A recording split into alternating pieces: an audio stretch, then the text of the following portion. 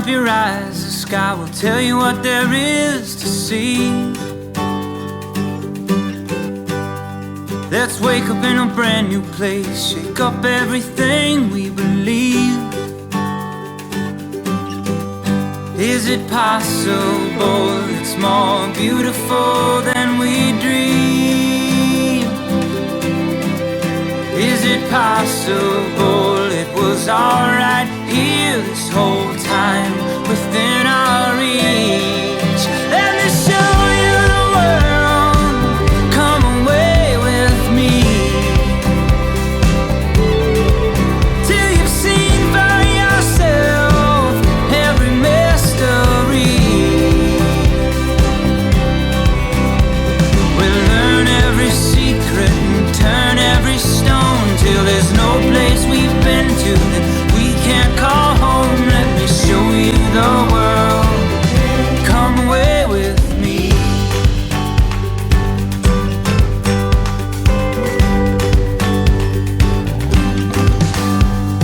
A lot of days reaching out, who would have thought we'd end up here? Friends we never knew we had, and some we've known and loved for years. Is it possible it's more beautiful than we dream? Is it possible it was alright here this whole time within our reach? Let me show you the world, come away with me, till you've seen for yourself every mystery. We'll learn every secret and turn every stone till there's no place we've been to that we can't call home. Let me show you the world, come away with me.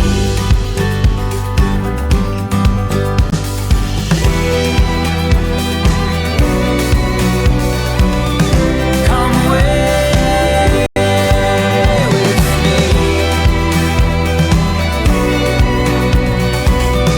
Come away.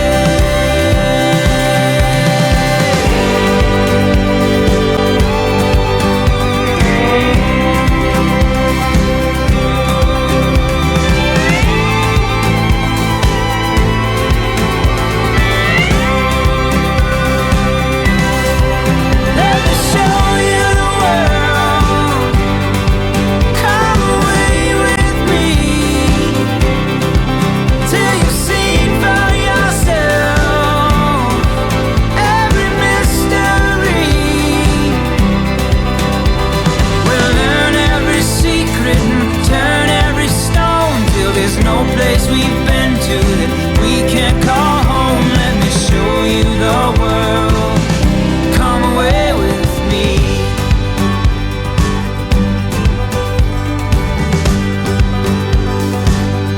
Come away with me. Come away with me.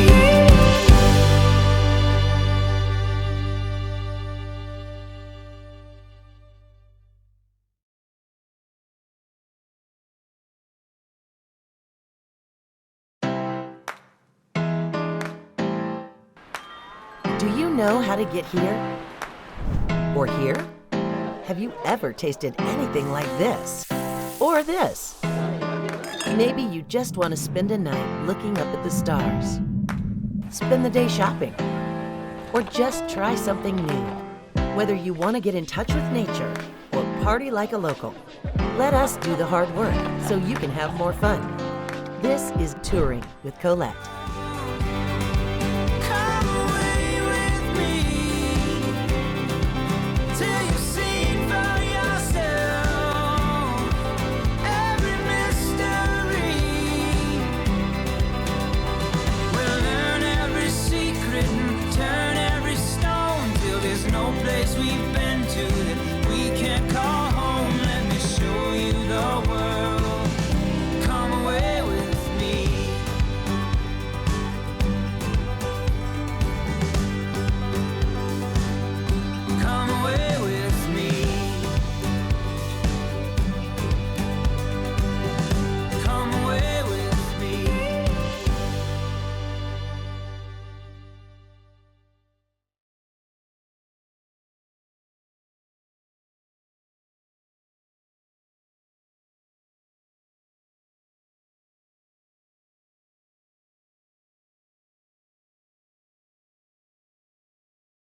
Good afternoon. My name is Robin Shaddick. I'm the local business development manager at Collette Travel. I'm based here in Colorado. I wanted to present to you the Cultural Treasures of Japan tour, which is scheduled for May 26th of 2026 for a departure date. It is 14 days and 18 meals. The tour will begin in Tokyo, where you will fly into and spend 3 nights there. Then we travel by motor coach to Hakone, where we spend 1 night. We travel to Matsumoto, and then we spend 2 nights in Takayama. We visit Shirakawa-go.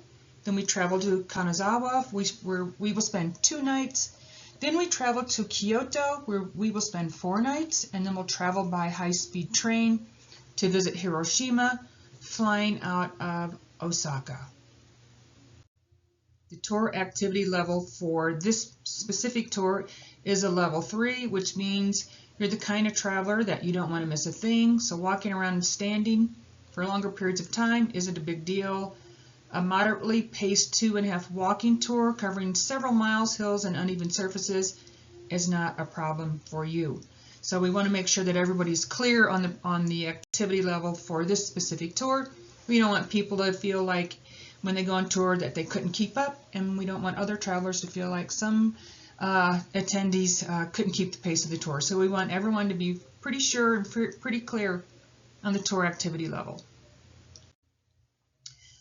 So here we are. We're going to spend the next 2 nights in Tokyo at the Grand Nikko Tokyo Hotel. After an overnight flight, you'll arrive in Japan, the land of the rising sun. It's home to 36 million residents, but I was just there in November, and I can assure you, Tokyo is a well-operated city. It's clean and quiet, and everything just works in unison as it should, and you'll be pleasantly surprised if you haven't been there by now. On day 3, we're going to get to know Tokyo, its feel, and its quintessential blend of old and new culture. Tokyo, as I mentioned, has over 36 million people, and it is an amazing culinary destination, home to the most top-rated restaurants in the world. I can attest to that. The food was very good. We're moving on in our tour in Tokyo. We're going to visit the Meiji Shrine, dedicated to the Emperor Meiji and his wife, Emperor Shokin. The shrine was built in 1912 and has been visited by a number of foreign politicians. And the complex consists of a number of special buildings, including a memorial gallery and meeting houses. So just one of the things that you're going to visit on your very first full day in Tokyo. Day 3, we're continuing on. We're going to pass by the grounds of the Imperial Palace.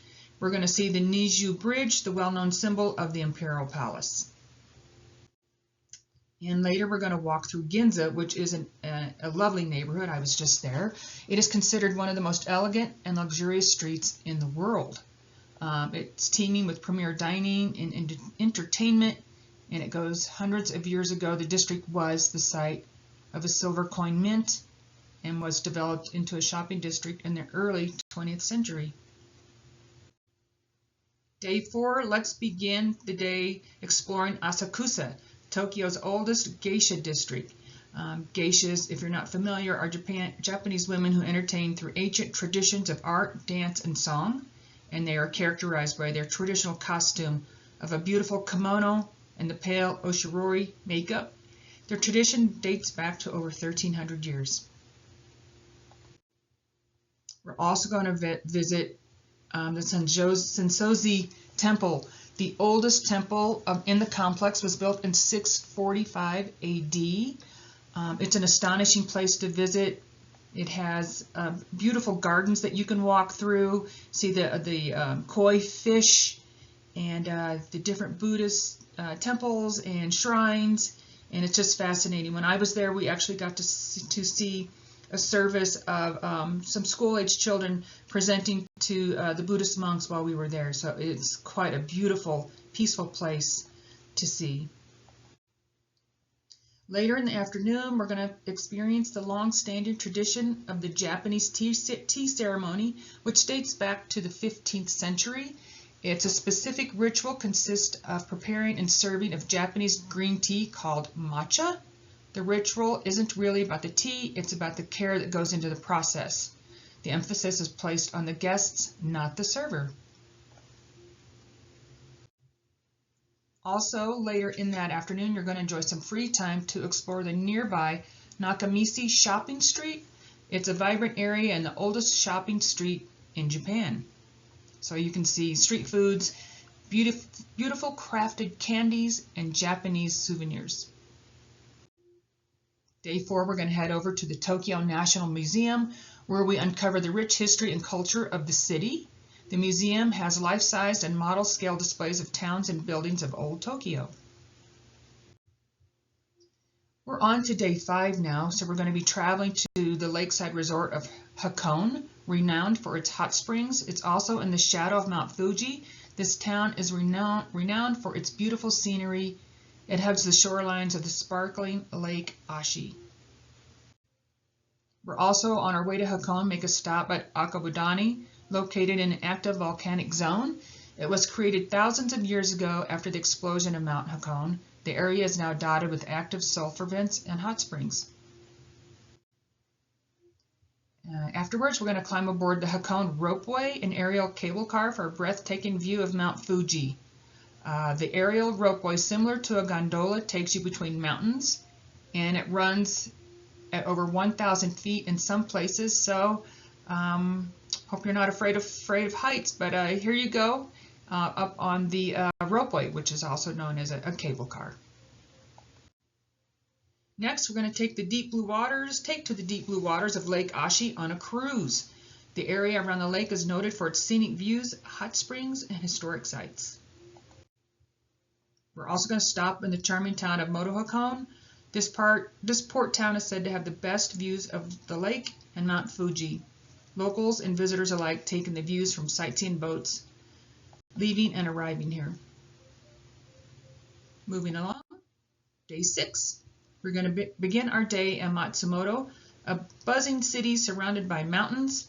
It is also home to one of Japan's original castles, the Matsumoto Castle. It's often called Crow Castle because of its dramatic black exterior. Later, we're going to step back in the time of the rural Edo period town of Takayama, nestled in the Japanese Alps. It's fairly isolated from other Japanese cities, allowing it to develop a culture all of its own. We're also going to visit one of Japan's 200-year-old sake breweries, where we're going to learn about the production of the traditional drink as you stole through the historic brewery. So a little sake for everyone. Afterwards, we're going to experience a true Japanese Epicurean treat, traditional sake paired with a special Haida beef dinner. This is a first-class Japanese beef brand that rivals Kobe beef, known for its marbling. So we're going to have some sake and then a delicious dinner as well. We're moving on to day 7 now as we dive further into the ancient cultures of Takayama this morning and the town's historic district with origins of over 500 years. This district is famous for its skilled woodworkers. Our next adventure, we're going to stroll through the morning market along the Mayagawa River. This 600-year-old open-air market has rows of local products and delicacies like rice cakes, dried squid, and you'll also see some artisans and handcrafted souvenirs. Then it's your choice. Collette likes to make sure that our travelers have options as they go on our tours. So you have a couple of options here this afternoon: Takayama Jinja visit or Matsuri Yatai Kaken. Very hard to pronounce. So you're going to see the 19th century Takayama Jinja, a former government building. The wooden building consists of a beautiful blend of different styles of architecture. So this is choice number 1. And choice number 2 is a visit to the Matsuri Yatai Kakan visit. And it is full of intricate, traditional, hand-carved floats used in festivals. So you have a couple of visits or a couple of options to choose from. This one is choice number 2. Moving along in the afternoon, you have some free time to relish and take in some explorations on your own of Takayama. Moving along, here we go. Tonight we're going to experience a traditional kaiseki dinner. A kaiseki dinner is a traditional multi-course dinner which is prepared with a range of styles. It usually includes a balance of taste, texture, and appearance and color for an amazing dining experience. Next, we're on to day 8. We're going to travel to Shirakawa, a UNESCO World Heritage Site. The historic village is located in the remote Shigawa River Valley, and the region became a site for disciplined religious practices in the 8th century. We're also going to visit, hidden away in the mountains, this harmonious village is famous for its Gasho Zakuri style houses, so they are thatched roof homes.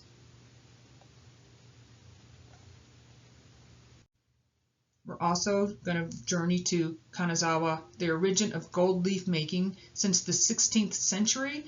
We're going to visit the geisha quarters of Kanazawa, the Higashi Tea District. This entertainment district has been a center for tea houses and geisha entertainment for quite some time. We're going to take in the sights and sounds of the area on a walking tour.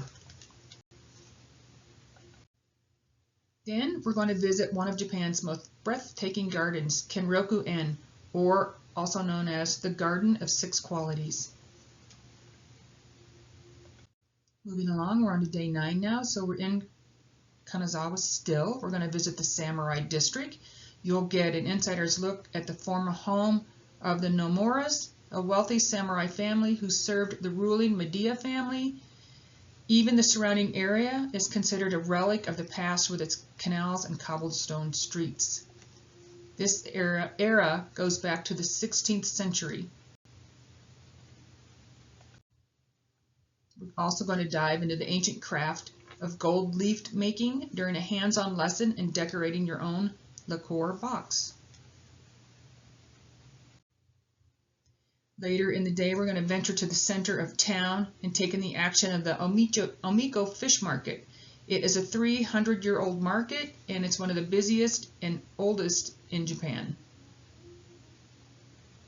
There are also over 180 stores that sell seafood, produce, sweets, treats, and clothes, flowers, and meals. You're also going to have free time on your own later this evening. Perhaps you'll venture out on your own to really immerse yourself in Kanazawa's dynamic culture. So a little more free time for yourself as well to just explore the area on your own. We're on to day 10 now. So we're going to Kyoto, where we're going to spend 4 nights here in this bustling cosmopolitan city, which has a strong connection to its past with imperial-style buildings dotted between modern towers. Kyoto was the capital of Japan for over 1,000 years. There are also over 1,000 Buddhist temples and shrines in Kyoto of all shapes and colors. Moving along, we're going to explore Fushimi Inari Taisha for a tour of the most reverend shrine of Inari. A kami is godlike or like goddess or godlike, but can also be represented by nature. Inari is the kami of rice, tea, agriculture, and prosperity. This shrine was built in the 1st century, and it consists of over 30,000 sub-shrines. Very interesting. Fushimi Inari Taisha.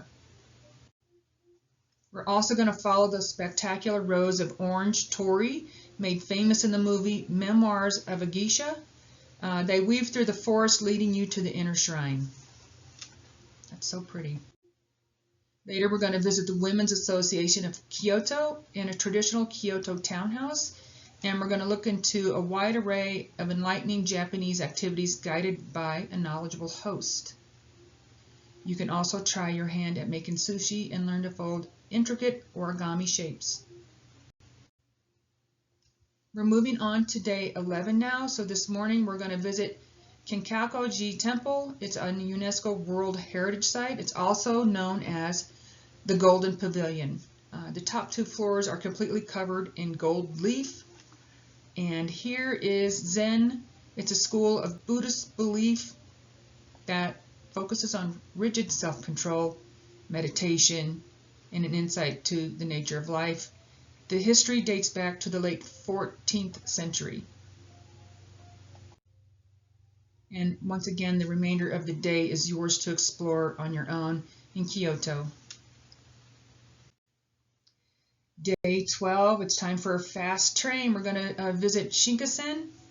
We're going to board the famous Shinkansen bullet train en route to Hiroshima. The train hits speeds of nearly 200 miles per hour. Upon arrival, we're going to take a ferry to Miyajima Island or Shrine Island. It's also a UNESCO World Heritage Site. It was established in the 1st century for an empress, and as we arrive, we're going to be welcomed by Itsukishima Shrine and its torii gate that seems to float in the water. So this is the torii gate. Afterwards, we're going to head into Hiroshima City to remember the tragic past. We're going to visit the Peace Memorial Park and the ruined Atomic Dome. It's a UNESCO World Heritage Site as well, which was destroyed by the atomic bomb in 1945. We're also going to head into the city to reflect at the Hiroshima Peace Memorial Museum. It was established 10 years after the tragic bombing. There are documents that events that transpired during World War II. It also exhibits the history of Hiroshima before the bomb, as well as the life of local residents during World War II and after. So we're going to visit the Peace Memorial, Hiroshima Peace Memorial Museum. Day 13, we're going to see the Nio Castle. It's also a UNESCO World Heritage Site. It is home to the first shogun, which a shogun was a Japanese commander-in-chief, a position passed down through families. The practice was abolished in the late 19th century.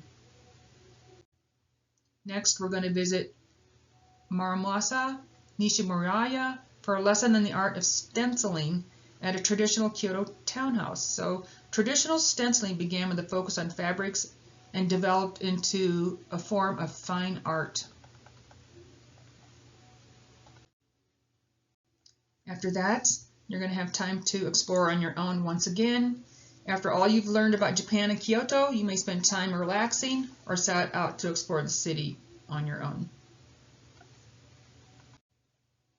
And tonight, we're going to fully immerse ourselves in Japanese culture during a special farewell dinner and Mako show. After learning about geishas earlier on tour, see an actual show with your dinner tonight to say farewell to Japan and your fellow travelers. That's the end of the tour, but let's talk a little bit about what you can expect traveling with Collette. You also will have hometown pickup, which means we'll pick you up at one location. It's probably the Erie Community Center, and we'll take you round trip to and from the airport. You can also have the opportunity to personalize your adventure, whether you prefer elite airfare, any optional excursions, tour extensions, pre and post nights as well.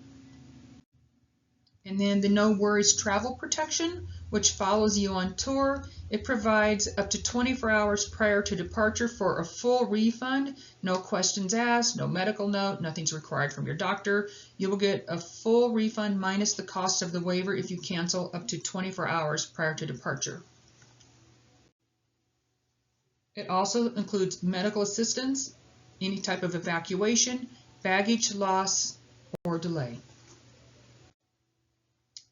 And this is the Passport Club. If you've taken a Collette tour, if this will be your second tour with Collette, if this tour will be your second tour with Collette, you can save up to 5% on your next tour. A passport and a visa. You do need a passport to visit Japan. Domestic travel, the new star is required on your driver's license or your ID when you do travel. The ETIAS is a form of, it's a form of a visa, but it's not required at this point. And the group web link, if you want to sign up, is on the page. It's the gateway that's specific for this tour. You can sign up yourself and register via the gateway number 1924488. Cultural Treasures of Japan departs May 24th, 2026. The deposit to hold your space is $698 per person. If you want to add the travel insurance, it is not compulsory, it's not required, but it's $549, and you need to put that down at the same time you register if you want to include insurance.